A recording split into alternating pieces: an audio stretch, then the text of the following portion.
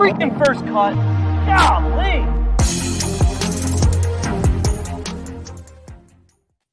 What's going on, YouTube? Your live betting preview for this week's Open Championship starts right now. We're going to talk outrights and nationality selections and first-round leaders and anything else that might come up along the way. Hit the like button. Make sure you're subscribed, and we're starting right now. Welcome to the First Cut Podcast. I'm Rick Gehman, and this is it. If you're listening live, we're like 14 hours away from the Open Championship actually kicking off, and I've assembled a team to get those final bets in. The coach is here. Coach, we were just talking. This is a Wednesday night start for us here on the West Coast. It's so weird, but man, I'm already programming my mind to get up, be ready, be focused. But isn't there something special, Rick, about living on the West Coast and having to watch all night by yourself? I love it. I love it as well. Sia Nejad is here. Sia, welcome in.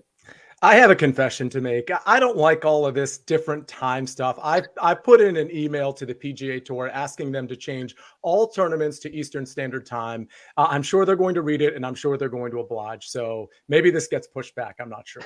Yeah, if only we had somebody on the show that worked for the PGA Tour, Rick. Yeah, Coach, if you could. I'm sure Rory McIlroy will love playing in the dark overnight to accommodate Sia's Eastern Time. Oh, I'm sorry. Concerns. Patrick McDonald rounds out our group for the day. Patrick, good to have you. What's going on, fellas? But yeah, I mean, if KP can play at 10 p.m. over there, I think Rory McIlroy can. So I'm in the same boat there. Yeah, our guy is living his best life. Wait a second, Rick. Are you trying to tell me that yesterday we moved our entire production schedule?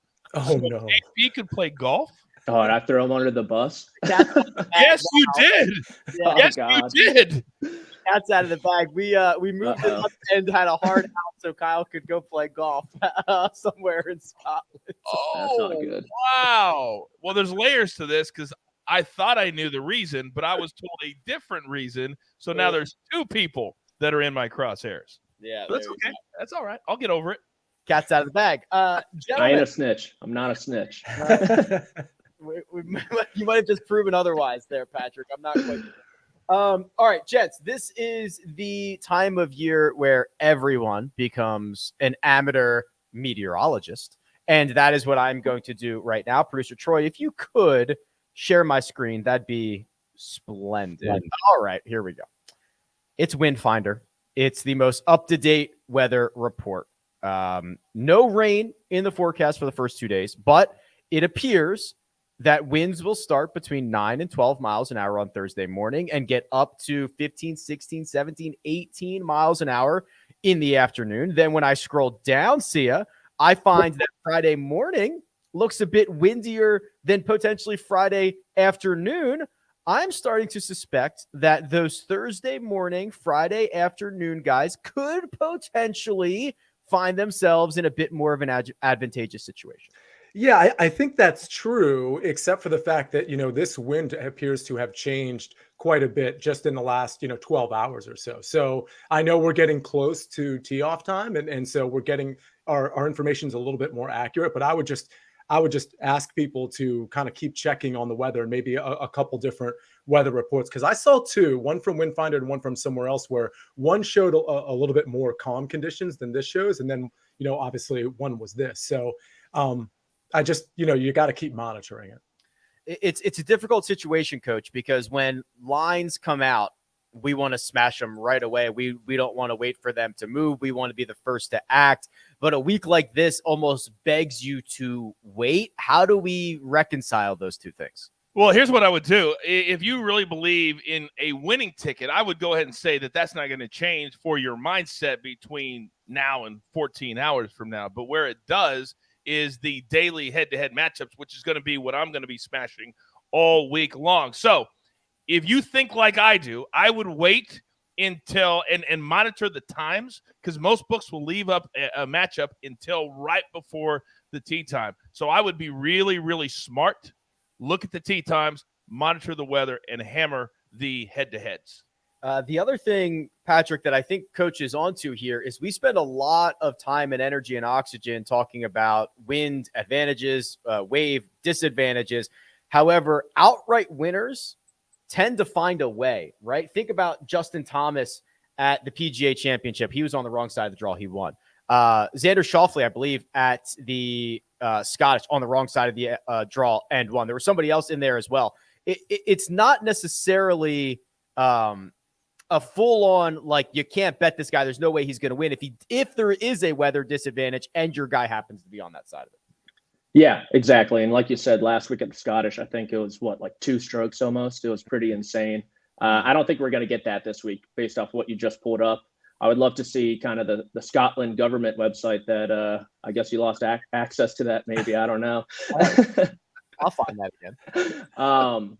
But the biggest thing from the thing you just pulled up is the switch in direction. I don't mind the intensity, varying from 10 to 20 miles per hour. These guys are good enough to deal with that. But kind of the switch Friday afternoon is something to keep an eye on, in my opinion. Yeah, especially if they've been practicing all in one direction and you get that flip. Sometimes we see that wreak havoc for some of these guys. Okay, course conditions or wind conditions aside, let's talk about the golf course, Coach. And we're already seeing it's not so green out there. It's a little more brown than we would normally see. It's crispy, it's firm, it's fast. I heard Bryson hit a 6-iron 305 yards because it's running out an extra 100 yards. I mean, this is going to be a challenging test for the world's best. And this is exactly why I have Bryson to miss the cut. Because when your game is not where it needs to be and you're going to deal with these type of conditions, we've heard the word that you used over and over and over and over this week: firm, firm, firm, firm. And the only players, this is why I believe there's only about 25 or 30 players that have a legitimate chance to win this week because of how difficult it is to gauge. And when you got Tiger Woods, who says, I fell in love with this place the first time I ever played it, how many other players are saying that? You've got to really embrace this. And I think we're going to see a lot of guys fall off. So from a betting perspective, I would go with big horses all week. I mean, I think this is going to be a big game hunting week. All right, well, let's talk about some of the biggest names, Sia, and let's start with what everybody's here for, the outright. Somebody is going to win this golf tournament, and it's going to be – I always find it so fascinating, right? 9-1 Rory McIlroy. If you hit a 9-1 Rory McIlroy, Sia, I'd be like, oh, okay, you picked the favorite. Congratulations. If you got 9-1 odds on anything else in the world of sports betting, it would be amazing, right? What in football outside of like a team – winning their division, or I don't even know, like a first time, like 9-1s are hard to come by, and we just poo-poo them here in golf. Yeah, we like, if to draw out the football analogy, we might take, like, I don't know, the Bills to win the AFC at 9-1. We wait an entire season to cash that, and then when we finally do, we're so excited. And then for some reason, because it's golf and it's 3 or 4 days, we cheapen it so much. So I totally agree. In fact, when we look at my outrights, and this is completely my bad, I actually do want to add one. And I know we're not getting there yet, but it's Scotty Scheffler at plus 1,600, because I think the number has fallen enough where plus 1,600 is palatable. And as far as Coach talking about big game hunting, yeah, usually I don't like to take outrights that are that short. But in this case, because I do think it will belong to a big game hunter, I really all of the sudden like numbers that might be plus 1,600 or plus 1,800, whereas a normal tournament, maybe I'd shy away from that. Our friends over at Caesar Sportsbook have Rory McIlroy at 9-1, as discussed, Xander Schauffele at 14, and then Scotty Scheffler, Jordan Spieth, John Rahm, all at 16-1, with Matt Fitzpatrick and Justin Thomas at 18-1. Patrick, when you start looking at the top of the board, is there a bet to be made from some of these big game hunters? Yeah, I think really at the top, there are really no flaws when you look at them, right? Rory McIlroy has 3 top 10s in the majors this year. Scotty Scheffler has no flaws in his game. Xander Schauffele, the hottest player in the world. So I think the only slight I could do with those numbers is Xander's is a little too short for my taste, right? I think a couple of weeks ago, you probably could have gotten him close to 30. The same thing with Spieth. I know we talked about it last week. He was around 22, 25-1. I was the idiot that didn't take any of that last week. And so I've kind of missed the boat, in my opinion. And so I agree it's going to be a big game hunter. But with that said, with kind of Xander moving up and Spieth moving up, there is value right behind them, in my opinion, kind of in that 30 to 50 range as well. And Coach, you've discussed at times in the past, if it doesn't start with a 2, you don't want it. What are we doing here for the Open Championship at the top of the board? Well, I gave out picks that I think are going to win. and doesn't mean that I'm going to bet them, though. And I know that may confuse people at home, but I give out picks that I think are going to win. But I also, as you just said, I will not bet unless there's a 2 in front of it. With that being said, last week, sorry to tell you this, Patrick, but I did bang Xander at plus 1,800 for a little 300. Thank you very much. Because I, like you, have been kicking myself for going away from the hot hand. We did it with Scheffler at the Masters. I didn't play him. Look what happened. So I think this week, Xander and Rory are clearly playing the best of the top ones. And then I also like Ryan Fox, because he's been red hot. And you can get him at plus 7,200 was the last time I looked. So I like the guys at the top, and I think there's value there. And I didn't really look at the 30 to 50s because that's kind of Patrick's bread and butter. So I knew he was going to do that, so I kind of looked elsewhere. All right. Well, Patrick, let's follow Coach's lead a little bit further down the board. Where are we clicking in kind of that middle area or maybe a bit further down for this week? Yeah, I feel like almost like Benedict Arnold here with the 3 guys I'm gonna choose. Oh, no. Wait, let me guess. It's gonna be Dustin Johnson. It's gonna be Louis Oosthuizen. It's gonna be Patrick Reed. Not Reed. I'm going with the artist formerly known as Big Game Hunter Brooks Koepka, around 50 to 1. I don't think you can discount his links experience, his experience in Europe. He obviously took a pretty unconventional path to the PGA Tour. Played on the Challenge Tour here in Europe. Great links golf player. If you look at his past 5 Open Championships, 4 top 10 finishes. And the thing with Koepka is at the U.S. Open, he put the TaylorMade driver back in the bag. I had a buddy play with him down at Medalist. He really did not like Srixon at all. He put the Pro V1 back in the bag as well. Just felt like he can control it a lot more. And that's really the name of the game this week, is keeping the ball on a string. So I like Koepka at 50. It's not a fair number. I think it's, probably should be closer to 70, but I'm hoping at some point you got to buy in on this guy, and this is the spot. And I like how none of them had news conferences this week. The RNA made it that way, and so they don't have to really answer any questions. They can just focus on golf. And then DJ, kind of like Koepka, very underrated links player, 6 top 15 finishes in his last 11 Opens, was actually the 18-hole and 36-hole leader here in 2015. Then he kind of turned in myself over the weekend, barely finished inside the top 50 there. And then Louis, he hasn't lost in regulation at this course, 3 straight top 10 finishes, one of those on the DP World Tour where he gained over 4 strokes on approach, 4 with the putter. So yeah, those are my 3 guys. I guess if you're Brooks Koepka and you've got another $100 million in the bank account, you're not necessarily too worried about your manufacturer's relationship anymore. You could just play whatever you want there. So going back to the stuff that he trusts. Sia, let's continue further down the board. Put a bow on outrights for us here. Where else would you like to click? Yeah, so I only have 4 names here. I'm going to start with Scotty Scheffler at plus 1,600. That's a late ad for me. Cameron Smith at plus 2,200. I do like him a lot this tournament. And Louis Oosthuizen is one of my guys as well at 40 to 1, plus 4,000. I like him as well. And then I'll go down the board a bit. You have to keep in mind, I'm always saving a little bit to live bet. That this tournament is no different than any other tournament. That's usually where I make a lot of my outright money, particularly like the tournament outright money. Obviously, matchups and things like that are where you really make money betting golf. But I'm just pointing out, I'm leaving some money on the table. But the long shot guy for me is Seamus Power at 80 to 1. I just love how he's been ball striking. I like how he's been putting it. I like the short game. I like everything about him. I think if his name wasn't Seamus Power, and if he was perhaps hot all year instead of hot and then kind of cold and then hot again, I think this could be, a 45 to 1 shot. So I think 80 to 1 is a fair number. 80 to 1 on Seamus Power. Gentlemen, I've got to get us to nationality selections. I've got to get us to maybe some top 10s, and I've got to go through our cards in general. But first, we're going to take a quick break and hear a word from our partners. Can someone please tell me what's going on? You went ballistic on everyone. I want in your water park right now! And then you went full nuclear, Karen. Go, kids, go! Ah! I want to speak to your medic! South Park, The Streaming Wars Part 2, streaming July 13th. I'll put you on TikTok! You're all about to be fired! Exclusively on Paramount Plus. Everybody loves a good nationality wager, and when you get a major championship, you get lots of options. So, Coach, I'm going to take my direction from you. I've got top Swedish, top Spanish, top South African, top English. Where do you want to head here? I would love to go to Australia for 200, Alex. Okay.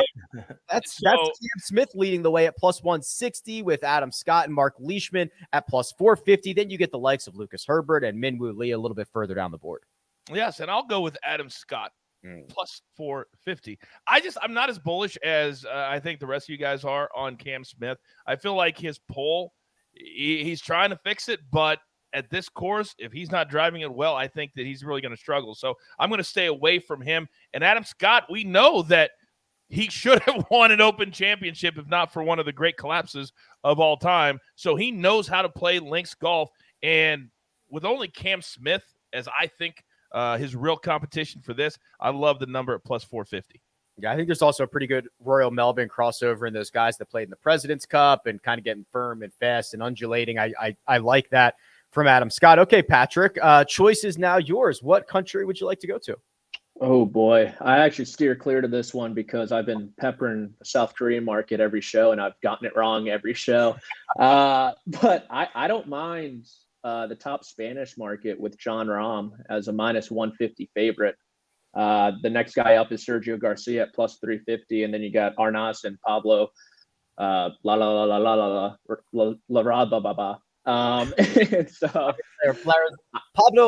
Rarafabo. I think he's from, it's Spanish, so you got to get the little inflection in there. Plus 600. I got to visit Barcelona later this year, so hopefully I'll learn from there. But yeah, Rahm to me is coming in under the radar. Obviously, kind of fell off the pace there at the Scottish Open last week, finished outside the top 50, but I love his game for this test. He finished in a tie for third last year at Royal St. George's, and it feels like he finally figured out links golf. And you're giving me one of the favorites, one of the top 3 players in the world against, Garcia, who has kind of been struggling on the LIV Tour, in my opinion. So I think it's a pretty decent price, even though you got to lay a little juice there. Minus 150, only 4 Spanish players in the field. As Coach would always remind us, sometimes the juice is indeed worth the squeeze. Sia Nejad. Where would you like to go on the nationality board? Let's go back to South Africa. I've visited there for this bet a couple of times in the last few weeks, and I'm gonna take the top dog, Louis Oosthuizen. Listen, I like him. I'm trying to find markets to play him, but I don't want to overplay him. And the reason I even set it up like that is because you can take Louis plus 240 as top South African, or you can take him top 20 overall at plus 190. Give me the South African one versus the top 21 in this case, because for me, now all he has to edge out is the guys that I think are competing with him are Christian Bezuidenhout, Dean Burmeister. I would probably throw in Dylan Fratelli before Eric Van Rooyen, and I think that's about it. Obviously, anybody can emerge, but I think that's like the meat and potatoes of his competition, and I think plus 240 is a good number. So give me South Africa, and I'll go gladly stay away from the top 20 in the case of Louis Oosthuizen. A dozen South Africans in the field. Louis Oosthuizen plus 240 for Sia Nejad. Coach, Sia was just talking about exposure and how you deploy some of these golfers. And the sexy one is always the outright selection, but there's only going to be one guy who wins this. So I want to kind of talk about maybe some top 5, top 10, top 20 markets. And if there are some golfers that you're much more willing to invest in without asking them to actually hoist the trophy on Sunday. Yeah, no problem. I'll make it very, very quick. I really think that people need to understand what I do is stack. So I'm stacking Xander this week, and what that means is I'll take him to win, then I'll also play him in a top 10. Or sometimes I'll just play a top 10 to protect that winning ticket because it's so difficult to pick a winner. So top 20s, I love JT this week. I think he's really motivated. Shane Lowry, we know that Lowry is an Open champion, and he plays really well in this event. Top 10, again, Xander. And I like Jordan Spieth. I think Spieth's going to play very well this week. And then the top 5, Rory at plus 240. I think Rory, Xander, Spieth, when we talk about the studs, those are the 3 studs I think that will all 3 finish in the top 10. So I love those names. Hopefully I laid that out correctly. Yeah, we also can see you can get plus money on both Justin Thomas plus 105 and Shane Lowry plus 115 to finish inside the top 20 there. And we'll throw up the card at the end of the show and put a recap on it. But Patrick, let's head over to your kind of finishing position exposure. You heard Coach mention he likes to just continue to roll with the guys that he thinks are going to potentially win and stack them up. Is that how you've opted to go, or are you taking some of the longer shot guys and maybe only asking them to finish on the first 2 pages of the leaderboard? I'll be honest with you. I typically never pepper the top 10, top 20 market. For me, it's really, I'd rather just take that money, maybe daily head-to-heads or full tournament head-to-heads instead. So it's really boom or bust in the outright market for me. I understand it's extremely difficult. That's why I'm a bit kind of cautious. I don't put too much in it, and I try to win it back with head-to-heads or the occasional prop bet. But I like what Coach said. I like Lowry a lot this week. I like McIlroy a lot this week. And Xander, obviously, how can you pick against him with the run he's on? Man, if Xander misses the cut this week, it is going to be just like the hottest guy on the planet. Nothing could possibly go wrong. Golf is so weird. I'm just terrified. All right, Sia, round us out on finishing positions. Anything stands out to you, or should we move along to matchups here? I just had one that was kind of high on my list. It's Tony Finau, top 20 at plus 175. Again, this is a situation where, I hope he kind of plays it cautious and a little close to the vest in terms of like not getting out of sorts off the tee. But the ball striking has been really good in general with Tony Finau. The putter is starting to come around. The short game has been excellent. So he's really checking all the boxes here. Do I think he's going to win? No, probably not. Will he top 5? I'm not really sure. But top 20 at a plus 175 number seems very fair to me. I agree. Fair is the word that I would have used in that situation as well. I'm going to switch this up a little bit because we've got the cards that we'll show at the end, and we can put a bow on this whole thing. But gentlemen, this is always fun, and I think we've come out unscathed to this point. But I need to know who is not going to win this, and you can't cop out and take Thurston Lawrence or whatever his name is, right? You got to pick somebody with a little bit of juice, a little bit of something behind his game. So, Coach, the 150th Open Championship, who is definitely not going to be hoisting the claret jug? This is my impersonation of Patrick McDonald come Friday night with let's see, let me do this. This would be his ticket for one Brooks to not win the 150th championship. And then Patrick just does that and throws it into the trash because Brooks Koepka, he now has worked his way into his happy place. It's his heaven, a place where he doesn't have to play golf. He can make a ton of money, and the results don't matter. And when you play that way, you can't just flip the switch and play good golf when you go to one of the hardest courses in the world to play in the wind. So Brooks Koepka, sit your butt down. He may miss it. Brooks Koepka. Guy who's won 4 major championships. He doesn't want a piece of me. He knows. All right, Patrick. Well, that was not only a shot across the bow at Brooks Koepka, but also at you. So tell me who will definitely not be winning this week's Open? Coach, way to really go out on a limb there, 50-1. But he's a 4-time major champion. I thought we were picking favorites here. So I'm going with the reigning champion golfer of the year. I picked on him last week. I'm going to pick on him again this week. Colin Morikawa. Darn it, that's my answer. Dang. He's just, last week, I'm pretty sure, Rick, you got all the numbers. I'm pretty sure it was the first time in his career that he lost strokes in each tee to green metric. And he's just been, not great with the driver. Irons have suffered as well. So it's tough to go back to back, especially when you're not playing great. I also remember a guy who struggled at the Scottish Open, complained about the way his club was interacting with the turf, and then boat raced everybody at the. Oh, that was Colin Morikawa. We'll see if he's got a true repeat performance in him this week. Sia, you were ready to endorse that with the Sia stamp of approval on Colin Morikawa not winning this.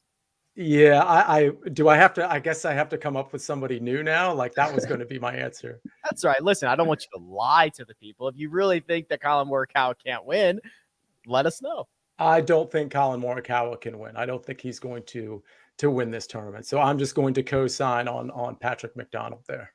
Okay. Producer Troy, I believe we have the cards. So let's try Sia's card here first. We'll stay with Sia. We'll work our way back. Do we have these? Okay, we do. So let's just see and make sure we've got all this stuff in order here, Sia, and I didn't miss anything. You told us about Scotty Scheffler on your outright card. You told us about Louis. You told us about Seamus Power. You told us about Cam Smith. So I think we're good there. We got Louis to be top South African. Now, this we didn't talk at all about. First round leaders. And this is right up your alley here. And you have chosen 6 different golfers, all 35-1 or longer to lead after 18. Yeah, and it starts with Cameron Smith at plus 3,500, Dustin Johnson at plus 4,500. These are guys we've talked about. Tony Finau, 50-1, plus 5,000. Joaquin Niemann, I don't think he can do it for 4 rounds, but at 55-1, I'm willing to speculate that he can do it for 1. We've talked about Seamus Power. He's 65-1. And then Gary Woodland at 80-1. I do think the Gary Woodland play is starting to get better, starting to get more consistent. I do think he's good on links courses, particularly the way he hits it. Low to the ground when he needs to. So I think at 80-1, that's a pretty strong first round leader play. In terms of head-to-head matchups, you've got a little live on live violence, Louis over Brooks Koepka, and then Max Homa over Sam Burns. Are these plays on Homa and Louis, or are they fades of Brooks and Burns? A little bit of both in this case. Again, I'm willing to fade Brooks and Bryson in particular, especially Bryson. I do want to point out real quick that Caesars does have a round 1 matchup with Cameron Tringale, Bryson, and John Daly. And Tringale is plus 115, Bryson's plus 110. Again, that's a round 1 matchup. I'm just going to go ahead and fade Bryson there. And of course, I'm going to fade John Daly. So that's something that's interesting to me. But here, I like Max Homa. I like Louis. I don't necessarily love Burns or Brooks this weekend. That's the 3-ball. That's that they're all playing together. Can I tell you that I took the over prop on John Daly at, I guess it was the PGA Championship, over like 75 in round 1. He goes middle of the fairway on 1, almost dunks it for eagle on his second shot, taps it in for birdie. I think he birdied the second hole. I was cooked 5 seconds into that prop, but I hope you have better luck this time around, John Daly. Top 20, Tony Finau. That's not a name we spent much oxygen on this week. It's plus 175 if he can get it done. Yeah, that's right. Again, the ball striking has been unbelievable. The around the green game is great. And the putter has started to turn around. He started to pop a little bit with the putter whereas he wasn't doing that a couple months ago. And then missed the cut, Colin Morikawa plus 300, which is in line with your thoughts on him not winning. You actually don't even know if he'll make it to the weekend. Yeah, I mean, I wanted to pick somebody here, and I think Colin Morikawa is the type of guy that has the volatility where we just might not see him this weekend. Sia Nejad's card right there. Producer Troy, if you could find me Patrick's card, that'd be splendid. There it is. Okay, Patrick, we've covered a lot of this. Outrights, you're living in the 35 to 50 range with the Live Boys. That's Dustin Johnson, Louis Oosthuizen, and Brooks Koepka. You already noted that. First round leader, you back it up with Brooks Koepka at 66-1. And that's Shane Lowry, fella. Super creative around the greens, has been contending a lot. He's made your first round leader card at 35-1. Yeah, kind of like Rom last week. I wanted some exposure on Lowry, and he just hasn't been able to get it done this year, but he's been playing some unbelievable golf. Just can't really get across the finish line. So I like him in the first round market. The putter has been a bit cold the past month, but we just need 1 round of some really good putting from him, and I think he'll get it done. And then with Brooks, when he plays well at major championships, he tends to get out of the gates fast. So that's why I backed it up there. Matchups: Thomas Pieters over Paul Casey, who we have not seen play since March, and Sergio Garcia. That's plus 160. Then Christian Bezuidenhout plus 160 over Bryson and Abraham Answer. This is crazy. You're all in on the live guys in the outright market and all against them in the matchup market, my friend. Yeah, you gotta shake hands, kiss babies, make everyone happy here. So I wanted some exposure to Thomas Pieters as well, and I love him in this 3-ball. Like you said, Paul Casey, we don't really know what's going on with him. He could withdraw after the first tee shot for all we know. And Sergio Garcia just hasn't been playing great. And Pieters just coming off a playoff loss there at the BMW to Hao Tong. Hasn't missed a cut since the Masters, so pretty high floor. And then the other one, Bryson's a massive question mark for me. And Abraham Answer, his ball striking and around the green, he's just really fallen off lately. And Bez is playing some great golf, T16 at the Scottish, runner-up at the John Deere. So I like those two a lot. You found us a prop as well, that there will not be an ace made this week at the Old Course, minus 140. Your thoughts, please. Only 2 par threes this week. So, honestly, this prop could be dead by the time I wake up tomorrow morning for all I know. But the first par three is actually when they kind of turn a little bit. So it's a different wind direction than the first few holes they'll be playing. And, the RNA, their main defense this week is going to be really difficult pin positions. I think a lot of people have mentioned that. So I like the no hole in one. And then you round it out, as you already noted, Colin Morikawa not to win. You also have him on the miss the cut plus 300, and Cam Smith plus 300. What's the Smith slander about? Yeah, like Coach, I'm not too high on Smith this week. If the driver gets a little wayward, these pop bunkers are one-stroke penalties, and then you factor in kind of the trajectory of his iron play. It's gone down severely since the PGA Championship, lost strokes last week with that top 10 finish at the Scottish. So I think it's worth a little sprinkle there at plus 300.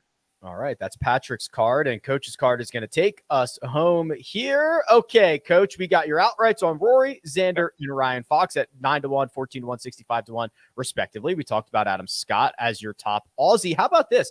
Rory McIlroy as your first-round leader, 22-1. He had that trend where he really struggled in opening rounds for years. He's starting to figure that out a little bit. Yeah, and that's exactly why I picked him. He's playing great.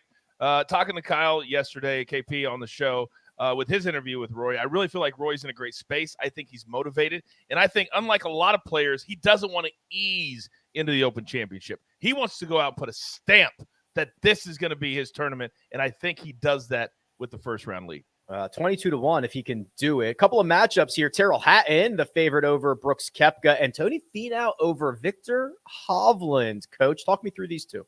Yeah, Hatton played really well last week until the final day. I think I've never been a Brooks Koepka fan as a person or as a competitor. I don't like guys that just want to say, just the majors. I don't care about the tour events, which makes it incredulous to me that they would pay him $100 million for tour events. However, in majors, he does play well, but I don't think this week. You cannot play once a month or once every 2 months and be tight, be accurate. And then the other one, I saw somebody in the chat say Victor Hovland, 50-1, he's a steal.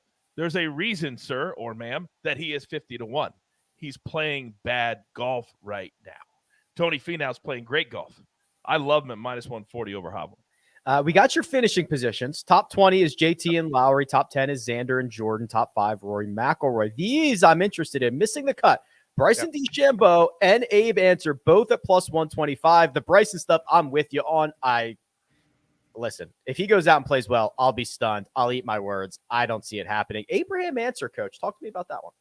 So Patrick did a great job of describing it. Abraham, to me, the live guys, from everything I'm hearing, they're really kind of getting boxed out. People aren't talking to them. And if you don't feel comfortable, then you're not going to play well. And Answer is one of those live guys that even before he went to live, he was not playing really good golf. And so I think because of links golf, because of the fact that he's getting boxed out, and because of the fact that it's going to be difficult, I think both of these guys, Bryson, if he's hitting irons 300 yards, how does he control that? He doesn't. I think Bryson really struggles, and we're going to see a lot of explosions from him this week. At this point, I hope so, because I've said some nasty things about Bryson this week, and they would all very much backfire if he goes out. All right, gentlemen, always fun. Again, we are 14 hours away from this beginning, so let's go. Let's have a day. Let's have a week. We'll be back with round-by-round recaps, obviously, after each and every round of the Open Championship. But for now, I'm going to thank producer Troy doing all the hard work behind the scenes. I'm going to thank Sia Nejad, who you can find on Twitter at Sia Nejad, and Patrick McDonald, who you can find at Amateur Status on Twitter. That's the coach. He's available at the Coach Rules, and you can find me at Rick Run Good. This has been The First Cut. We'll catch you next time.